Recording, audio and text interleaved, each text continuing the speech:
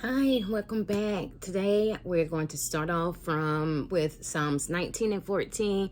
May the words of my mouth and the meditation of my heart be acceptable to you, Lord, my rock and my redeemer.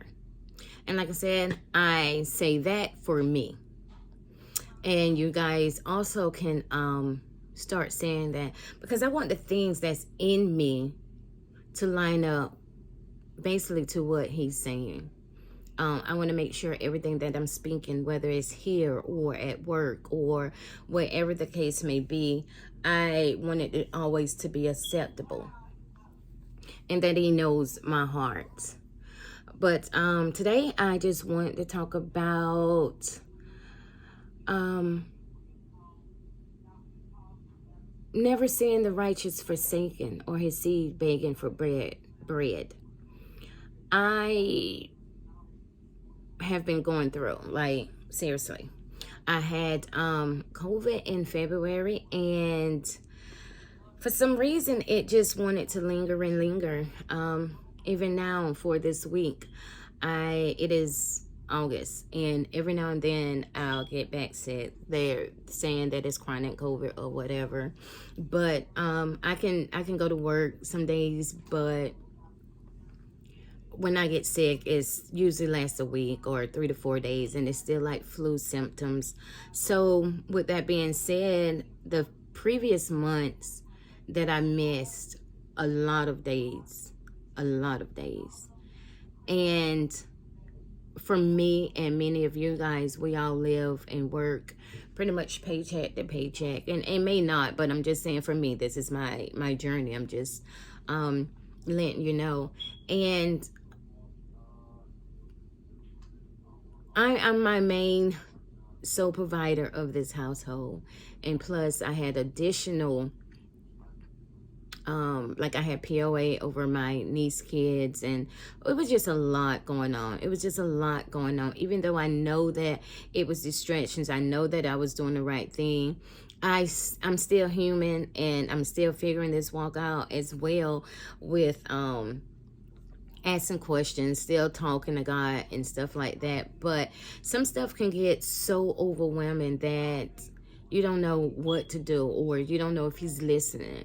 So one of the verse I actually held on to was Psalms 37 and 25, and it says, I have been young and now I am old, yet I have not seen the righteous, those in right standing with God, parentheses, abandoned, or his descendants pleading for bread. Now, this is the Amplified version. I actually just ordered that book last week. I do read the King James version, the New King James. I have different translations. I only have like 4, but I have been watching different pastors read it, and I like the way the Amplified version is, because it's more in depth. It's more sounding like, look, get your butt up and do this type of situation. So that's why I was reading from the Amplified version, just in case somebody wanted to know where I'm reading from. You don't see the parentheses in what it's saying. So I had to hold on to Psalms 37 and 25. And I also had to think about some previous times that I was down. I really did. For one, I'm going through this house situation. This has been the most stressful situation. But, and whenever there is a but, there is God. But during this house situation, I'm learning to trust God. I'm really learning, or really strongly learning, to trust him. Because for one, who else going to show their hands in this situation? And for two, I know my situation. Because if God, I remember having a breakdown a couple of months ago because I got sick again, and I'm sick of it, and I was just over it, and I was just like, God, you know you can heal me. If I'm trying to buy a house and save money, you know why I'm still getting sick. even though I'm praying for my healing, whatever the case may be, but he still allowed me to know that he's working things out. It's his time and his way, and it is what it is. And then when you have to call out to work, you have people that look at you like, oh no, she probably just calling out for nothing, not knowing my situation. It is my situation, but you don't know it. So of course you're going to have those that gossip at work about your situation. But the good thing about that, God hears. Okay, so I don't even care what anyone say. Let's get that clear. But here is my thing. I was just so frustrated with the situation to the point of, if I'm trying to save money, if I'm trying to move, God, why do you have me in this situation? Like, clearly overnight you can change it. Clearly you can clear whatever bacteria or whatever's in me out for the rest of my life. Like, we know that because he's the most powerful high God, and he's a healer, so we know that. So I was to that point of frustration. I was frustrated, and on top of that, I'm getting paid for like 1 or 2 days. Your job don't give you anything when it's related to COVID. Better yet, they didn't really give you anything when you worked for COVID. So that's out the window. So I had to come back to Psalms 37 and 25 and know that I am God's righteous child. Like, I am his servant. I am who he chose. Like, for me, I know. And it's a difference when you know and when you think you know. The same thing as far as believing. I had to, we all say we believe God for this and that. And that's what our mind's saying. That's what we probably say in prayer. And I am on the path now where I'm asking God to let me believe for real. You see what I'm saying? Let me know who you are for real. Exclude the house. It's whatever as far as that part goes. Everything is whatever. Now it's just the relationship with me and you. Help me to understand and learn you better. It's just, it takes for me, it takes a lot of sitting in this room, praying, meditating, worship and reading and trying to figure out. But where my problem come in at, no matter how much I sit around and read, I'm not giving him no action. I'm not giving any action. And then when I did give action, it's like, okay, is it or is it not? So it's a whole lot of back and forth. But that's what happens, I think, when you don't have that person. And that's why I tell you guys, it is so vital to have a mentor. I know that. I feel that. I know that. You need one. You cannot walk this walk on your own at all. At all. Now, you can read, you can meditate, and God open up doors and windows and fast, and you can do all that. But you actually do have to get up and do something. Because I got stuck to that point of, what am I supposed to do? Like, I'm thinking, should I go back to school? But even if I went back to school, what is it that I like to do? But me and my friend was talking the other day, and she helped me realize what it is that I should be doing. And it comes back to this video. And I'm like, okay, God, we're not going to get away from this. We're not going to get away from this. So here I am. And I want to say this is the third attempt trying to do these videos with no distractions and just keep it moving. Because whatever reason he have me sitting here, it's not for me. It's for somebody else. And I know that. Like, I know that. So I just wanted to jump up here and tell y'all about Psalms 37 and 25, that no matter what you're going through, no matter how bad the situation may look, You're going to get through it, and he's going to provide. He's not thinking of a solution for your situation. He already has the situation. He already has the needs for your situation. He already knows the beginning from the end and the end from the beginning. So it's just, are you trusting him like you're supposed to? Are you actually letting go? And as I sit here and tell it to you, I'm also talking to myself about it. And it's okay to ask God, like, what is it that I need to do? I've learned over these last couple of months, God, give me a strategy on how to conquer the things that you're asking me to do. My problem is I need to be consistent and disciplined. Though those I need to work on.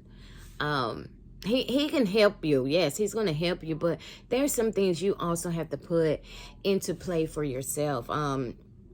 He's not going to just do everything. He's not. There is an end to whatever situation, whatever storm that you're facing right now. It doesn't matter how bad it looks. There is an end to it. No storm reigns forever. It will stop. Because this last mess that I was in, I was like, oh goodness. It will come to an end.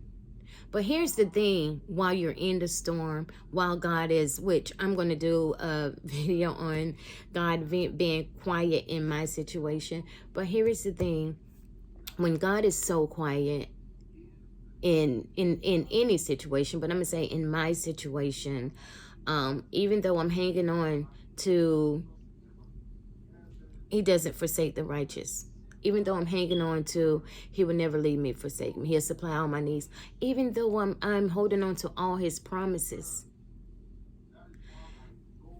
He's still quiet, but how do I want to say this? He's quiet, but maybe he's quiet for a reason. I mean, he is quiet for a reason. Maybe it's something you need to do on your end. I always say search yourself. Because sometimes it's our end that needs the searching. And maybe he's waiting on you to do something. I don't know. I'm big on fasting. I've been having a hard time with that too. So maybe you need to set some time apart from social media and start fasting. Replacing it with his word and meditation. And when I say meditate, I mean meditating on his word. How is God going to communicate with you if you don't get quiet? He can't. I heard a pastor say a few months ago that God is always speaking, it's us. And I was telling the pastor, like, in my head, like, I'm quiet and he's still not speaking. But it comes a time, especially level to level, thinking, depending where you're at, he will get quiet. But here's the thing, when he get quiet, we get tired. And while he's working, we give up before it can even come to pass. Before it can come to pass, we give up because we're tired, holding on. We're tired, we're frustrated, we're like, it's not working. Not knowing he's quiet. It's working. He's working. Just because it's quiet doesn't mean he's not working. He is working. I had to come to terms with that all this month. And from February to now, I have to have that in my head. He's quiet, but he's working. But while he's quiet and working, what are you doing? You're only doing either one or two things, trying to get close to him or giving up. And 9 out of 10, most of us give up. I'm not going to give up. And I'm learning when he is quiet, that's an indication for me to get in his word, to try to see what is he saying, what are you saying? And if he's not saying nothing, still dig deeper. So whatever your situation is, it doesn't even matter what it is. It really doesn't. I know rent may be due. I done got to the point where I had to pay mine, split it up. I had to split up and get a late charge when I used to be able just to pay it.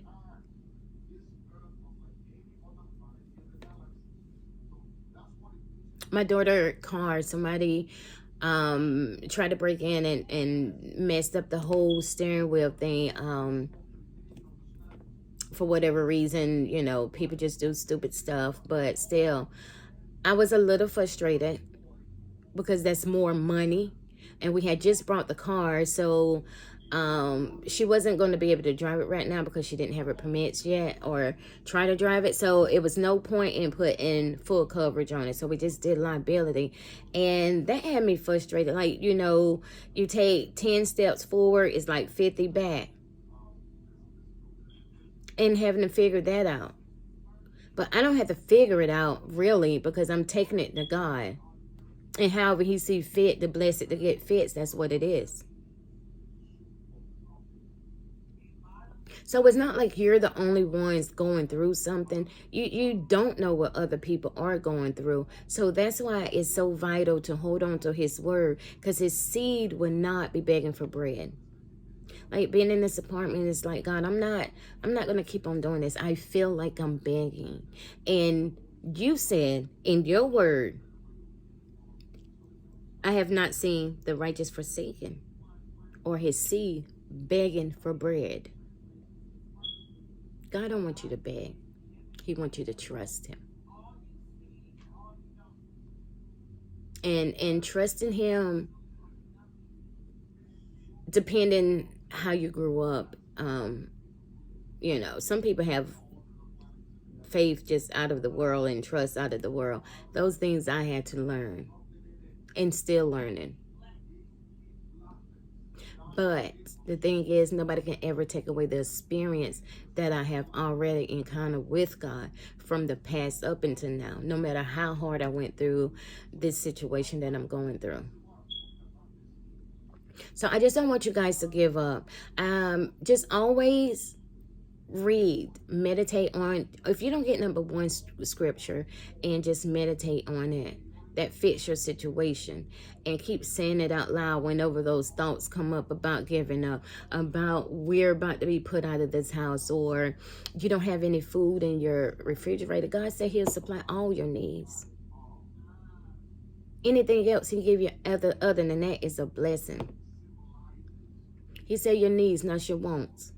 But God does exceedingly and abundantly. So he'll provide your wants too. But all of it lines up with his will. What do you want with it? What are you going to do with it? So, from one friend to another, just stay in your word. Just stay in your word. You close your door, have church by yourself. Monday through Fridays, get up and go on Sundays. But I truly, truly, and truly want you to say Psalms 37:25 to yourself, day in and day out. Whenever your back is against the wall, just say it. And learn to keep speaking it. I am in that process of learning to speak it. So until next time, just make sure you grab hold on to Psalms 37:25. When you're in a car, just speak it. With tears in your eyes, speak it. I cried so much these last months because I just didn't know. So until next time, I hope you guys enjoy this video. Bye.